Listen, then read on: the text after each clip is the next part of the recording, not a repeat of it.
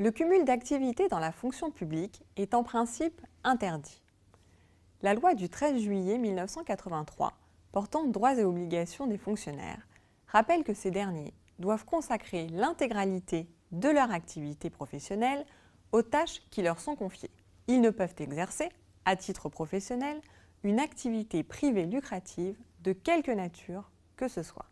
Ce principe d'une interdiction stricte de cumul d'activités connaît cependant plusieurs exceptions. Les agents publics peuvent ainsi produire librement des œuvres de l'esprit ou, s'agissant de certaines catégories d'agents, comme par exemple les membres du personnel enseignant, exercer des professions libérales qui découlent de la nature de leurs fonctions. Dans une telle situation, la liberté d'appréciation par l'administration est parfois étroite et le juge exerce un contrôle normal. Certaines activités sont soumises à simple déclaration préalable.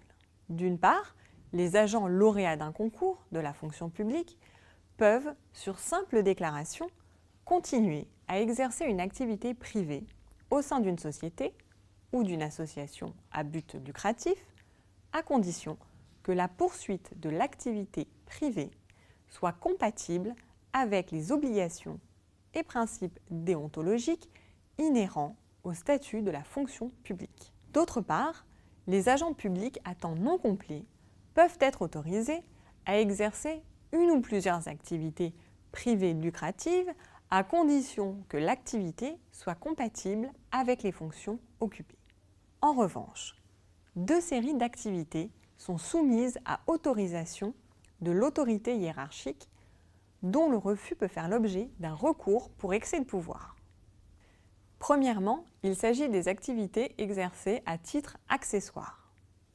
Le fonctionnaire exerçant à temps plein peut être autorisé par l'autorité hiérarchique dont il relève à cumuler une ou plusieurs activités accessoires avec son activité principale en dehors des heures de service et auprès d'une personne publique ou privée.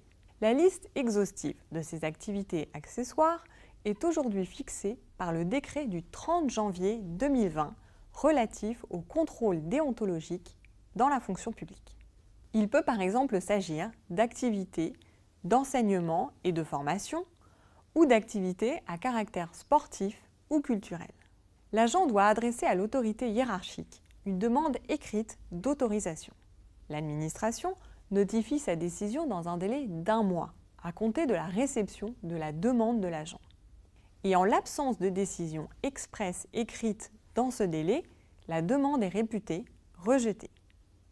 La deuxième dérogation au principe du non-cumul d'activités soumise à autorisation est la création ou la reprise d'une entreprise.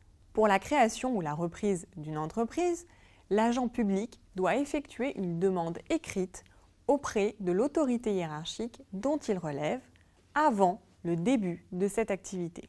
Un tel cumul d'activités ne peut être réalisé que dans le cadre d'un temps partiel. Depuis le 1er février 2020, lorsque l'autorité hiérarchique a un doute sérieux sur la compatibilité du projet de création ou de reprise d'une entreprise avec les fonctions exercées par le fonctionnaire au cours des 3 dernières années précédant sa demande d'autorisation, elle saisit le référent déontologue. Le référent déontologue est saisi uniquement pour avis et préalablement à sa décision. Lorsque l'avis du référent ne permet pas de lever ce doute, l'autorité hiérarchique saisit également pour avis la Haute Autorité pour la transparence de la vie publique, qui examine si l'activité qu'exerce le fonctionnaire risque de compromettre le fonctionnement normal, l'indépendance ou la neutralité du service, de méconnaître tout principe déontologique mentionné à l'article 25 de la loi du 13 juillet 1983, ou encore de placer l'intéressé en situation de commettre le délit de prise illégale d'intérêt prévu à l'article 432-12 du Code pénal. Pour les agents occupant les emplois les plus exposés au risque déontologique, l'autorité hiérarchique est tenue de transmettre dans un délai de 15 jours la demande à la Haute Autorité pour avis préalable. Enfin, en cas de non-respect de la réglementation sur les cumuls, l'agent s'expose à plusieurs sanctions qui peuvent être cumulatives. L'agent public doit tout d'abord reverser à l'employeur les sommes perçues au titre de l'exercice de l'activité dont le cumul n'a pas été autorisé.